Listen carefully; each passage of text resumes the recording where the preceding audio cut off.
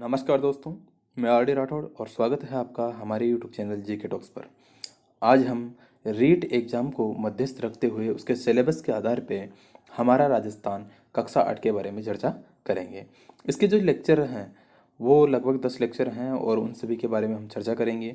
तो सबसे पहला हमारा जो लेक्चर है उसके बारे में देख लेते हैं और कुल जो लेक्चर हैं उनके संदर्भ में भी हम देख लेते हैं कि कौन कौन से लेक्चर इसमें दिए हुए हैं। तो यहाँ पर देखिए, पहला जो लेक्चर है उसका नाम है 18वीं सदी का राजस्थान, दूसरा है 1857 का स्वतंत्रता संग्राम एवं राजस्थान, तीसरा है आधुनिक राजस्थान का निर्माण, चौथा है जनसंख्या, पांचवा उद्योग, छठा परिवहन एवं पर्यटन, सातवां विकास योजनाएं, आठवां जन जागरण एवं सामाजिक सुधार हेतु राजकीय प्रयास, नौवा है ग्रामीण व शहरी प्रशासन, दसवां है राजस्थान में कला एवं संस्कृति। इस तरीके से यहाँ पे लेक्चर दिए हुए हैं और सबसे पहले हम शुरुआत करते हैं पहले लेक्चर की, जिसका नाम है 18वीं सदी का राजस्थान। 18वीं सदी का जो राजस्थान है इसकी विशेषता क्या है, इसके बारे में क्या दिया गया है, इसके संदर्भ में हम जानने की कोशिश करते हैं। तो आइए देखिए, यहाँ पर क्या है, मैं इसको पढ़ के बताता हूँ आपको और समझाने की भी कोशिश करूँगा पूरी पूरी कि किस तरीके से क्या हुआ था।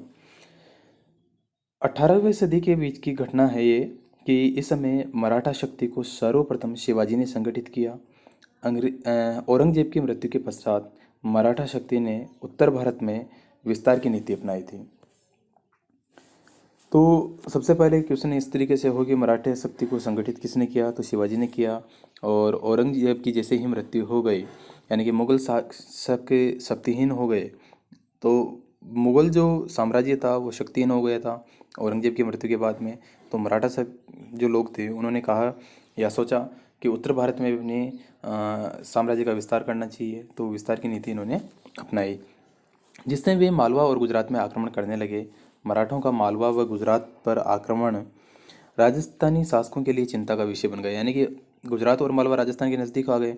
तो राजस्थान के जो शासक थे उन्होंने सोचा कि ये तो राजस्थान पर भी आक्रमण करेंगे। तो ऐसी घटनाएं हो रही थी। उसी बीच क्या हुआ कि देखिए, राजस्थान में सर्वप्रथम 1711 में मराठों ने मेवाड़ में प्रवेश किया। तो क्वेश्चन इस तरीके से हो कि राजस्थान में प्रवेश कब किया इन्होंने, तो इन्होंने जो प्रवेश किया था वो किया था 1711 में। कब किया? 1711 में। तो कहाँ पर किया? तो मेवाड़ में किया। कहाँ किया? मेवाड़ में। क्लियर?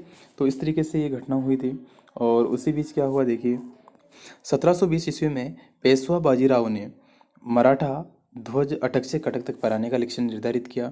उत्तरी भारत की ओर मराठा अग्रसर होने लगे। 1726 ईस्वी में घटना कब की है? 1726 ईस्वी की। तो 1726 ईस्वी में मराठों ने कोटा व बूंदी पर आक्रमण किए। इसके पश्चात 1728 ईस्वी में डूंगरपुर व बांसवाड़ा के शासकों ने खिराज देना स्वीकार कर दिया, यानी कि मराठों की बातें मान ली कि आपको कर देना पड़ेगा। तो यहाँ पर डूंगरपुर और बांसवाड़ा के शासकों ने कर देना स्वीकार कर लिया। खिराज का मतलब क्या होता है? कर। 22 अप्रैल 1734 की घटना है कि 22 अप्रैल 1734 को मराठों ने बूंदी के शासक बुद्ध सिंह को पुनः वहाँ का शासक बना दिया है। कि कहा जाता है कि बुद्ध सिंह पहले यहाँ का शासक था, लेकिन जयपुर के जो शासक हैं महाराजा जय सिंह, सवाई जय सिंह, उनके द्वारा इनको पदच्युत करवा दिया गया था। तो ये घटनाएं थी, लेकिन बाद में मराठों के द्वारा इसको पुनः यहाँ का शासक बना दिया गया था। ये मराठों का राजस्थान की राजनीति में प्रथम हस्तक्षेप था। इससे यहाँ के शासक भयभीत होने लगे, जिन्होंने मराठों के विरुद्ध कोई ठोस नीति बनाने का निर्णय लिया। तो इन्होंने देखिए नीति बनाने का निर्णय किस तरीके से लिया, इन्होंने योजना क्या बनाई। तो योजना देखिए इनकी, एक सम्मेलन का आयोजन करने की इन्होंने योजना बनाई और उस सम्मेलन का नाम था हुरडा सम्मेलन। क्या नाम था? हुरडा सम्मेलन। हुरडा सम्मेलन की योजना इन्होंने बनाई थी। देखिए क्या घटना थी। राजस्थान के राजपूत राजाओं ने मराठों की बढ़ती शक्ति को रोकने के लिए 17 जुलाई 1734 को हुरडा भीलवाड़ा में, हुरडा नामक स्थान कहाँ पे है? भीलवाड़ा में। घटना कब की है? 17 जुलाई 1734 की में एक सम्मेलन बुलाया, जिसकी अध्यक्षता मेवाड़ के महाराणा जगत सिंह द्वितीय द्वारा की गई थी। तो यहाँ के जो शासक थे वो कौन थे? जगत सिंह द्वितीय। इसमें आमेर के सवाई जय सिंह भी थे, जोधपुर के अभय सिंह थे, नागौर के भक्त सिंह थे और कोटा के महाराव दोजन साल आदि थे। तो यहाँ पर देखिए किस तरीके से इन्होंने योजना बनाई थी। और योजना किससे बनाई? इस सम्मेलन में एक अहदनामा तैयार किया गया, जिसमें इस निश्चित किया गया सभी एक दूसरे के साथ मिलकर रहेंगे, एक का शत्रु व मित्र दूसरे का शत्रु मित्र होगा। कोई भी नई योजना सभी मिलकर निश्चित करेंगे वर्षा ऋतु के पश्चात रामपुरा में सभी एकत्र होंगे, यानी कि जो शासक थे वो सभी क्या हो, कहाँ एकत्रित होना है इनको, रामपुरा में होना है। किंतु ये सभी शर्तें कागज तक ही सीमित होकर रह गई, इसकी कोई पालना नहीं की गई। अब आगे क्या हुआ देखिए, राजपूत शासक जाति, भाषा, रीति रिवाज, परंपरा की दृष्टि से समान थे, फिर भी उनमें एकता का अभाव था। यानी कि जो राजपूत राजा थे वहाँ पर एकत्रित हुए थे और उन्होंने जो निर्णय लिया था उनमें किसका अभाव था, एकता का अभाव था। आमेर के सवाई जयसिंह की उदासीनता व निर्णयों की अस्पष्टता ने मराठों की विरुद्ध नीति को असफल बना दिया। इससे मराठों को राजस्थानी शासकों पर प्रभुत्व बढ़ता गया।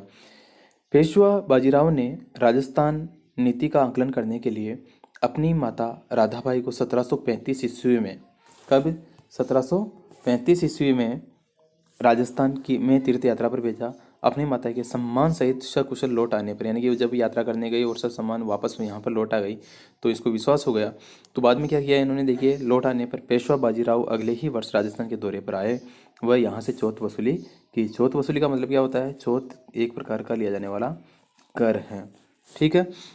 तो कर वसूली करने लगे। तो क्वेश्चन इस तरीके से होता है कि चौथ किसके द्वारा वसूली गई, तो ये मराठों के द्वारा, कि मराठों के द्वारा चौथ नामक कर की वसूली की जाती थी। चौथ वसूली करना या कर वसूली करना ये केवल मराठों के द्वारा ही वसूली की जाती थी। क्लियर। अब नेक्स्ट टाइम हम बात करते हैं आगे की क्या घटना हुई। अब देखिए, ये तो जो सम्मेलन था वो असफल हो गया और उसी बीच क्या हुआ, राजस्थान में उत्तराधिकारी संघर्ष भी हो गए और उत्तराधिकारी संघर्ष में मराठाओं की क्या भूमिका रही। ये घटना थी 1743 से 1750 के बीच में। और देखिए क्या घटना थी, 18वीं शताब्दी में राजस्थान के राजपूत शासकों में उत्तराधिकार के लिए संघर्ष होने लगा। यही कारण था कि मराठों को उत्तराधिकार के निर्णय में दखल का अवसर मिल गया। तो सबसे पहले हम शुरुआत करते हैं जयपुर उत्तराधिकारी संघर्ष की, कि जयपुर में उत्तराधिकारी संघर्ष किस तरीके से हुआ था उसके बारे में हम चर्चा कर लेते हैं। उदयपुर के महाराणा अमर सिंह द्वितीय, उदयपुर के महाराणा कौन है, अमर सिंह द्वितीय हैं, और इनकी पुत्री का नाम है चंद्र कंवर बाई, का विवाह सवाई जयसिंह से कर दिया गया। और कब किया गया था ये, 1708 ईस्वी में। और शर्त क्या रखी गई थी देखिए, कि मेवाड़ की राजकुमारी से उत्पन्न, यानी कि चंद्र कुंवर से उत्पन्न संतान या पुत्र ही जयपुर के सिंहासन पर बैठेगा। अब घटना क्या हुई कि 1743 ईस्वी में सवाई जयसिंह की तो मृत्यु हो गई। तब मेवाड़ की राजकुमारी चंद्र कंवर बाई से उत्पन्न पुत्र, पुत्र का नाम क्या था, माधो सिंह, ने अपने मामा महाराणा जगत सिंह द्वितीय के सहयोग से सवाई जयसिंह के ज्येष्ठ पुत्र ईश्वर सिंह को चुनौती दे दी। यानी कि यहाँ पर जो इसका भाई था, यानी कि जयसिंह का दूसरा जो पुत्र था उसका नाम था ईश्वरी सिंह और वो दूसरी माता से उत्पन्न था, तो उसको चुनौती दे दी। और फिर इन्होंने क्या किया देखिए, माधो सिंह ने मराठा सरदार मल्हार राव होलकर द्वारा माधो सिंह का पक्ष लिया गया। किसके द्वारा, होलकर के द्वारा। किसका पक्ष लिया गया, माधो सिंह का। ईश्वर सिंह व माधो सिंह के मध्य राजमहल और बगरू का युद्ध हुए। दो युद्ध हुए इनके बीच में, एक तो राजमहल का युद्ध हुआ और एक बगरू का युद्ध हुआ। किस किस के बीच में, ईश्वरी सिंह और माधो सिंह के बीच में। अपने सेनापति हरगोविंद नाटाणी की कुटिलता के कारण, यानी कि सेनापति किसका है ये, हरगोविंद नाटाणी, ये ईश्वर सिंह का सेनापति है।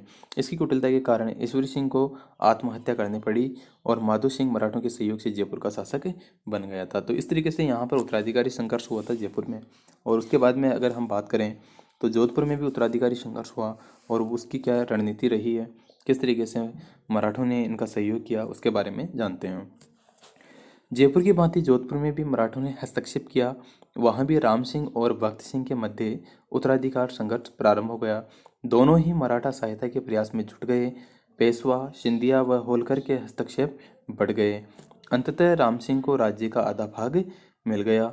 मारवाड़ का विभाजन नहीं हुआ, अपितु उसकी आर्थिक दशा भी शोचनीय हो गई। व्यापार नष्ट हो गए, कृषि बर्बाद हो गई और मराठों की मांगें दिन प्रतिदिन बढ़ती गई।